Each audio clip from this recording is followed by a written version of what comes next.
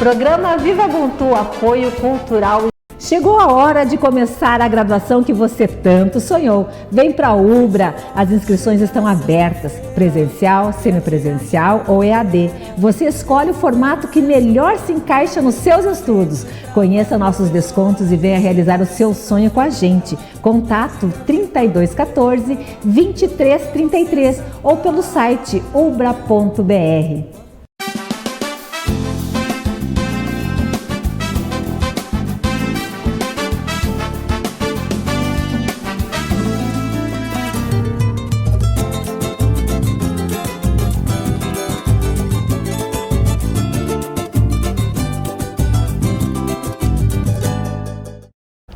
Programa Viva Ubuntu, um programa lindo, um programa especial, um programa para você, para que a gente possa interagir, trocar informações, nos conhecer melhor.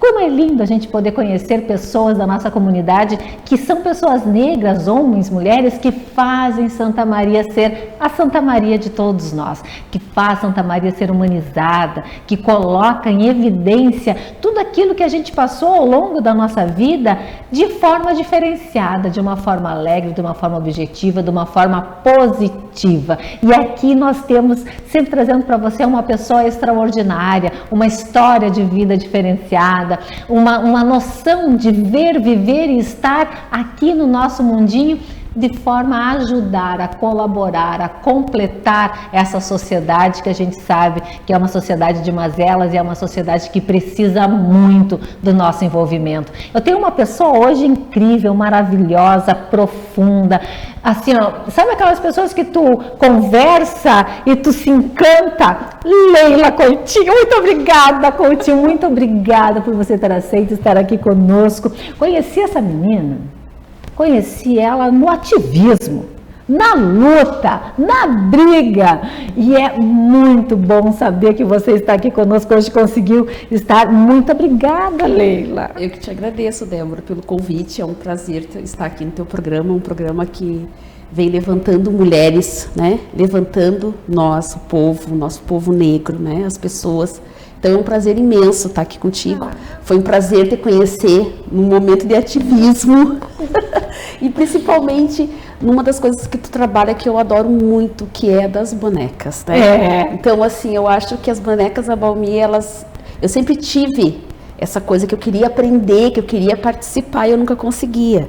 E aí, quando deu a oportunidade, foi simplesmente maravilhoso. Ai, que joia! A Leila é enfermeira. Eu admiro muito, eu tenho assim eu não sei nada. Eu vou ser bem sincera para vocês. Eu, quando muito, sei dar xarope nos copinhos. E olhe lá. A febre eu sei ver no termômetro aquele digital. Se precisar usar o termômetro, o antigo, também não sei. Mas eu admiro tanto a área da saúde, e eu admiro assim, Leila, não é agora porque nós estamos ainda em pandemia, e então a gente precisa mais do que nunca dos profissionais da saúde. Eu tenho uma admiração de raiz, porque a minha bisavó era parteira. Ai, o fato dela ser parteira liga ela, e essa bisavó minha assim, tem um amor, uma paixão, uma ligação comigo muito grande, liga a área da saúde. Então era uma mulher que cuidava de outras mulheres. E o Afro-Coaching vem nessa pegada de cuidar de outras mulheres. E aí a enfermagem, eu não conheço nada, então tenho uma prima que é enfermeira, mas eu observo muito esse cuidado, a essência da enfermagem como cuidado. Então, assim, te ter aqui, para mim é muito significativo, porque traz esse cuidado com a outra mulher, né? Cuidado com o ser humano. E a gente vai conversar um pouco de como tu chegaste lá na enfermagem. Mas eu sei que tu tem uma história linda de família. Compartilha conosco, Leila, essa história linda de amor, de entrega. Porque é uma história, meus amigos, os nossos telespectadores, que a gente ouviu falar que existiu. Nós ouvimos falar que existiu. A família da Leila vivenciou essa história. Essa história ela é muito linda, né? Então, eu quero dizer primeiramente que a minha profissão, ela é, entre tantas, uma das mais lindas, né? O cuidar, ela exige muito, né, Débora? Então, assim, eu cuidar de outras pessoas é muito importante. Mas eu venho de uma família que aconteceu uma história de amor muito linda. Eu venho a parte materna minha, então, o meu avô, né? O meu avô, ele era filhos de fazendeiros, né? Eles eram muito ricos. E a minha bisavó trabalhava nessa fazenda. E ela tinha minha avó, a filha que trabalhava junto, que ajudava nos afazeres da casa. E numa das férias do meu avô de medicina, que o meu avô fazia medicina, estava no 6º semestre de medicina, ele era maçônico, ele conheceu a minha avó e ele se apaixonou pela minha avó. E eles tiveram, então, nessas férias de verão, eles viveram um romance, um amor nessas férias, escondido. E aí o meu avô retorna para Santa Maria, retorna para fazer o curso de medicina, e aí quando ele volta nas férias da metade do ano de inverno, ele descobre que ela estava grávida. E aí ele perguntou se esse filho era dele, e ela disse que sim, que era dele, né? E aí ele disse, então eu irei assumir esse filho, porque eu te amo. Vá. E aí a família não aceitou, né? Então eu não conheci, nós nunca tivemos contato com a família pela parte do meu avô. A gente não teve esse contato. O meu avô, então, ele foi deserdado, né? Uma coisa que a gente não acredita hoje em dia, né? Então ele foi deserdado e ele ficou com a minha avó. A minha bisavó vendeu um broche que ela tinha e deu esse dinheiro para eles comprar um terreno na cidade de São Cepé. Aí eles fizeram uma casa, a casa do meu avô foi feita de barro e o teto era de folhas de capim. Extremamente assim, uma pobreza muito grande. E o meu avô, então, não tinha uma outra profissão, ele não sabia o que ele ia fazer, ele virou pintor. Então foi o trabalho que ele achou. E a minha avó, então, começou a lavar para fora, virou lavadeira, então ia para o rio de São Cepé para lavar roupa. Desse amor saíram 16 filhos, né? Teve muita perda, porque extrema pobreza, né? Mas, e ainda, como são as coisas, né? O universo, ele é tão lindo e perfeito. Ainda teve uma comadre que faleceu, e aí eles também pegaram mais 2 filhos, ficaram 18 e eram 20, numa casa que era menos que esse estúdio aqui. Meu Deus! Pra te ter uma ideia, né? E todos foram criados com muito amor e carinho. Então, essa coisa da família, essa coisa do ser, né? Vem muito forte na nossa família.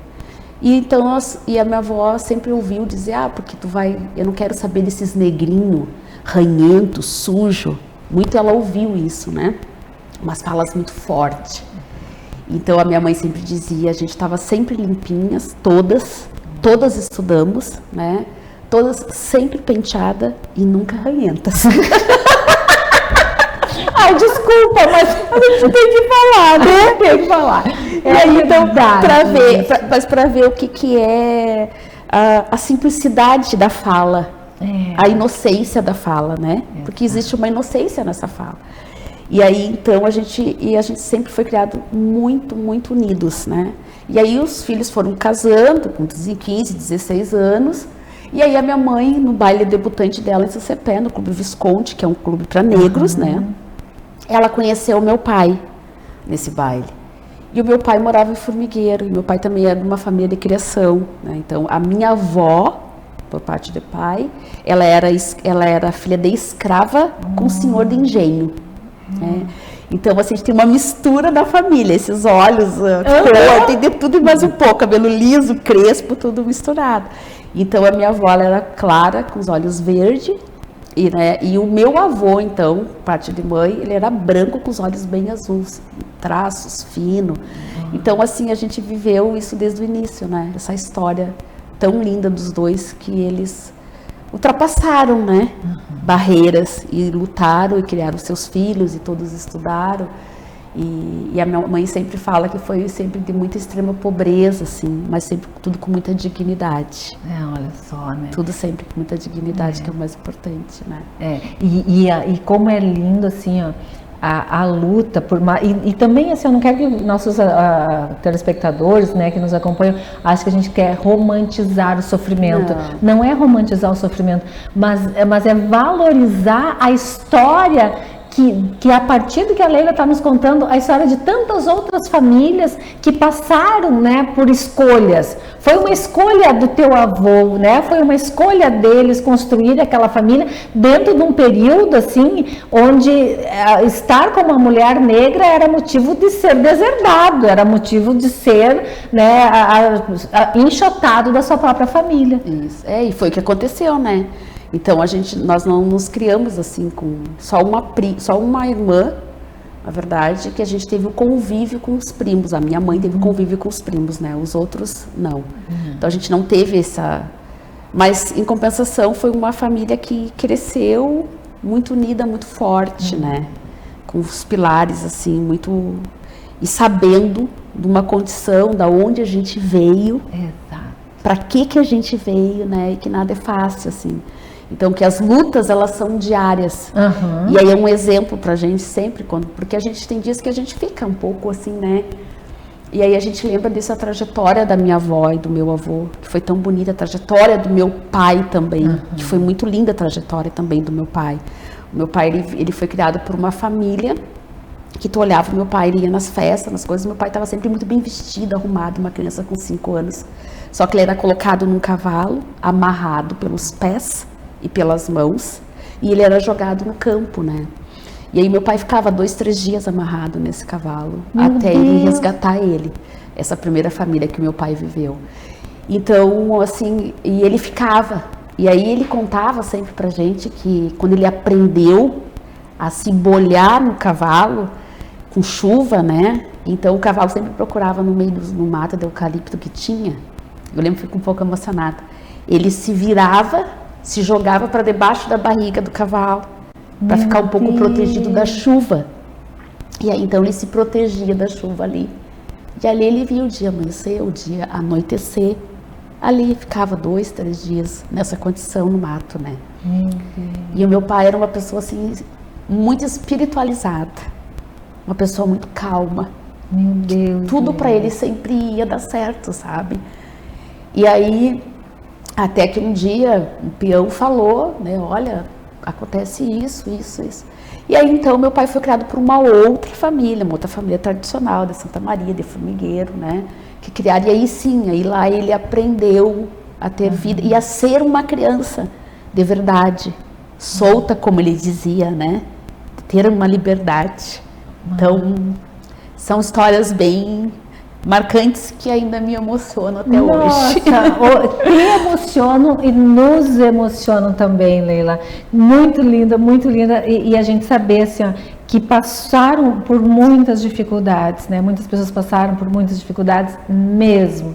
E aí a gente tem a superação disso, que é tão importante, mas não tem como a gente se emocionar. Linda essa história, a gente já volta.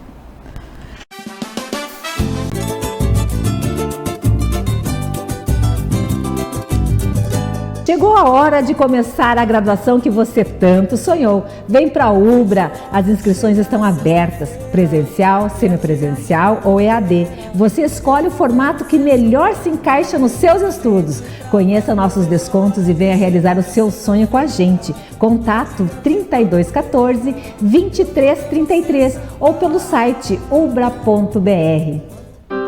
Triste? Angustiado? Cheio de problemas e sem ninguém para conversar? Então disque 188. 188 é o novo número de atendimento telefônico do CVV, Centro de Valorização da Vida. De orelhão, celular ou telefone fixo, a ligação é gratuita e funciona 24 horas todos os dias. Ligue 188 e receba apoio emocional. Desmatamento? O que é que eu tenho a ver com isso?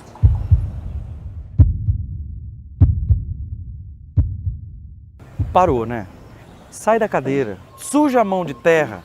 Vamos começar esse reflorestamento? Nós. Faça florescer floresta. Vem fazer parte desse movimento de reflorestamento.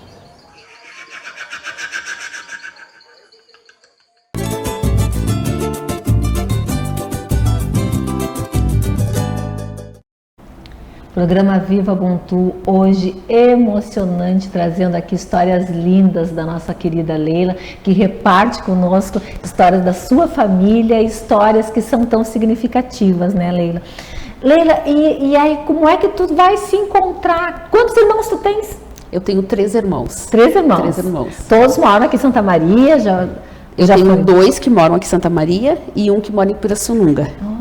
Que mora em Pira, porque é da aeronáutica, né? Então ele mora lá em Pirassununga. Inclusive um hoje está de aniversário, o 02, como a gente fala. Ai, que bom. Leila, e como é que foi escolher a enfermagem? Como é que tu sempre gostou de estudar? Sempre viu na educação isso? Como é que foi? Eu vou ser enfermeira. Tu sabe que assim, né, Débora, quando a gente fala da enfermagem, né? Que se fala em 200 anos, mas a gente sabe que a enfermagem ela vem há mais de 500 anos, né? Porque quando a gente fala nessa questão da enfermagem, ela tem que entrar na nossa ancestralidade, não adianta, né? Entra isso. Porque a gente sabe que os nossos ancestrais já cuidavam. Como tu falou, a tua avó que era parteira, essa era o cuidado, né? Então, as amas de leite, elas eram as enfermeiras da época. Como que era tratados os escravos naquela época?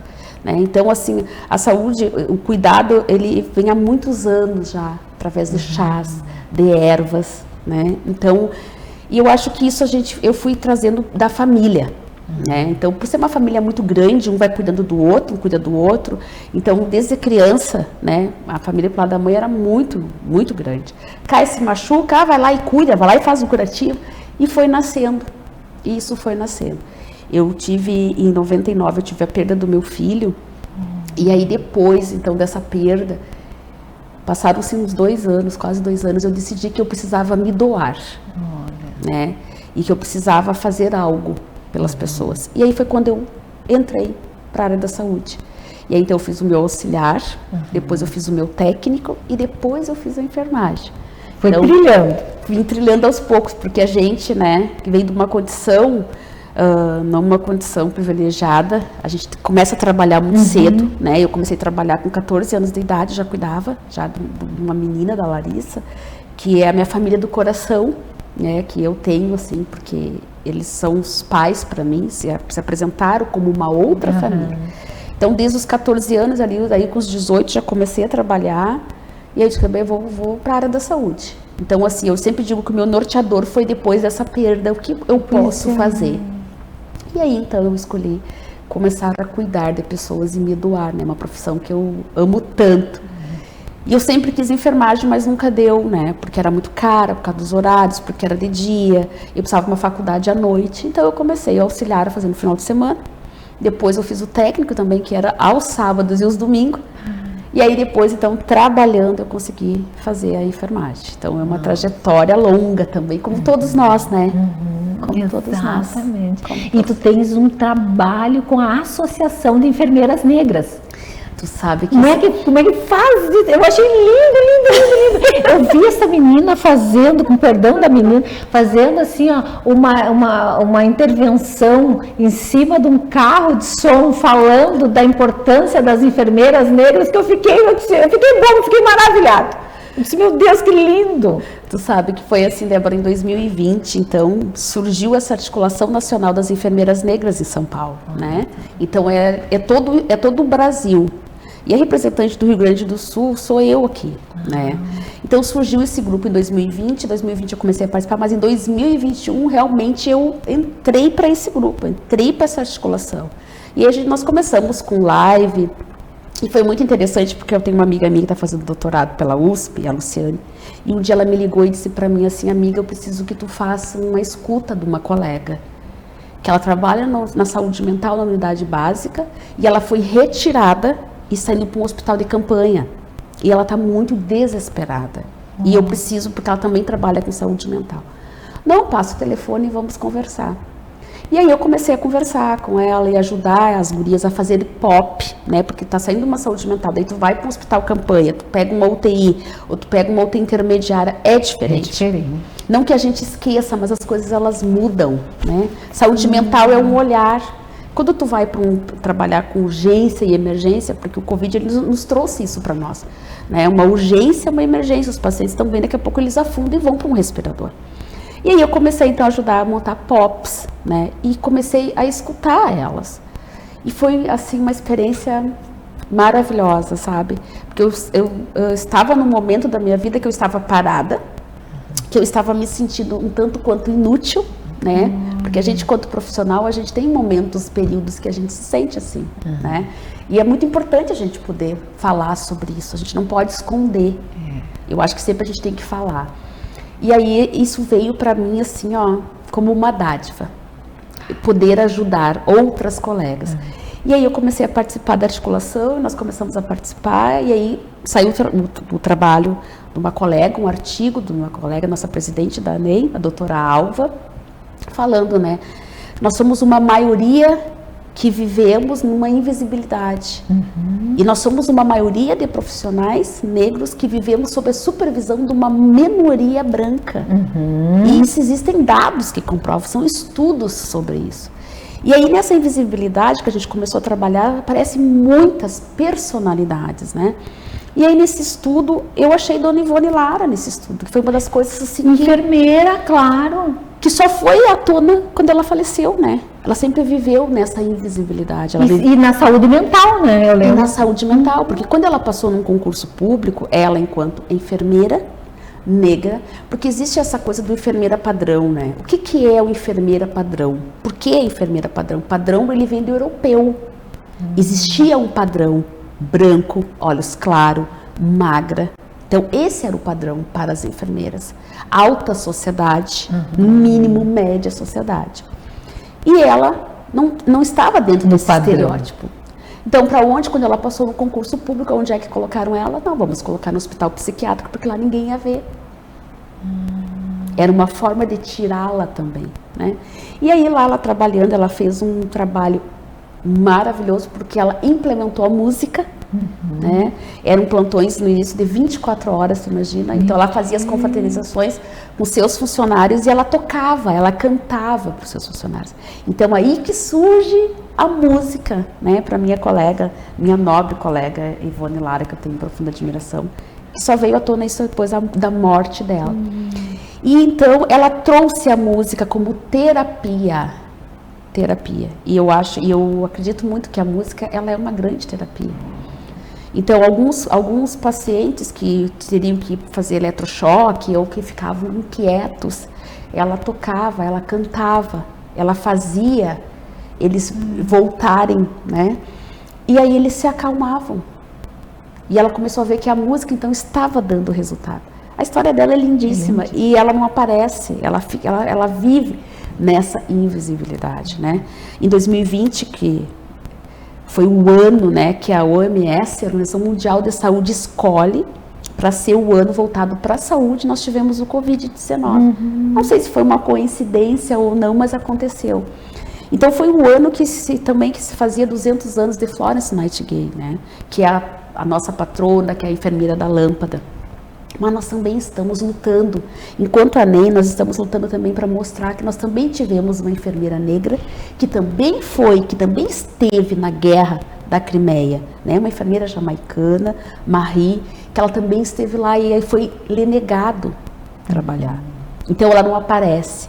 Só foi encontrada essa história 93 anos depois, num sebo. Né? Como tantas outras enfermeiras que a gente tem, muitas que vivem, né? As esposas do Mandela, que eram enfermeiras, que vivem nessa invisibilidade também. São várias, a Maria Soldado que vive. Nós temos aqui a nossa enfermeira, a brigadiana também, Cabo Toco, que também participou da guerra, né? Que depois ela vivia numa carroça no estado do Rio Grande do Sul, né? E até que ela foi descoberta, e aí sim, então ela vivia no estado de pobreza, sabe? É uma área assim muito linda, mas ela tem isso, principalmente para nós, mulheres e negras. E nós viemos então, enquanto ANEM, para trabalhar isso, né? Essa questão de raça, cor e gênero. Porque a maioria dessas mulheres, elas são as gestoras do lar. Exato. E elas enfrentam uma terceira jornada, né? E elas têm que chegar, ainda tem que ser as gestoras do lar, muitas são mães solo, são mulheres que estão aí, né? E eu lembro que quando eu falei aquele dia na praça que a gente tem que dar um basta em tudo isso, porque nós também recebemos, né, Débora? Eu sempre costumo dizer que assim, nós também recebemos essas mulheres, essas crianças que são vítimas de violência. E isso nos choca muito, isso nos Nós saímos muitas vezes do plantão de 6 ou 12 horas, assim... Esgotadas, né? Porque é muito complicado tu estar num plantão e aí tu recebe uma criança de 1 ano e 8 meses, como já aconteceu comigo, de 2 anos e 3 meses, chegar vítima de violência, vítima de estupro, né? E tu ter que acolher aquela criança, ter que preparar aquela criança, encaminhar para o bloco, né? E tu tem que manter. Então a violência, a gente fala dessa violência, mas não é só a violência da mulher adulta. É todo e qualquer tipo de violência. E a gente tem que sim dar um basta. E não existe cor. E aí também acontece muito isso. Porque é só a mulher negra. Não. É porque nós somos uma maioria. Nós somos uma população em maioria. Então por isso que aparece mais. Mas é toda a mulher. É a mulher negra, é a mulher branca, é a mulher favelada. É a mulher do bairro, como a gente fala no estado do Rio Grande do Sul, né? É a mulher da periferia. É todo e qualquer tipo de mulher que esteja vulnerável. E a saúde é isso, é acolher, né? É tu estar ali para acolher aquela pessoa que ela já chega vitimada, muitas vezes frágil, né? Frágil, o psicológico, né? Acabado. Tu tem que estar preparada. E eu acho que uma das maiores coisas é tu não ter o preconceito. Porque muitas vezes a mulher negra, ela não procura essa ajuda ou essa assistência porque ela se vê enquanto vítima pelo preconceito, pela sua cor. Olha só, né? Que lindo esse depoimento. Eu fiquei encantada desde aquele dia. Eu sou uma admiradora assim, da Leila, incrível. E você que está nos assistindo, que está nos escutando, participando do programa Viva Ubuntu, nos ajude a compartilhar essas histórias tão lindas, né, de vida e exemplos de vida. Eu queria agradecer muito você por ter vindo, por ter participado conosco. Espero que a gente tenha muitas outras conversas.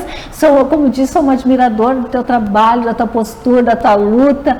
E eu sei que é muito importante tu estares aqui em Santa Maria, representando as enfermeiras negras do estado do Rio Grande do Sul, dentro de um coletivo que é um coletivo tão importante, e a gente ficou muito feliz mesmo por tu estares aqui conosco. Muito obrigada, minha querida, muito obrigada mesmo. Obrigada, Débora, eu que te agradeço esse convite, esse espaço tão importante, né?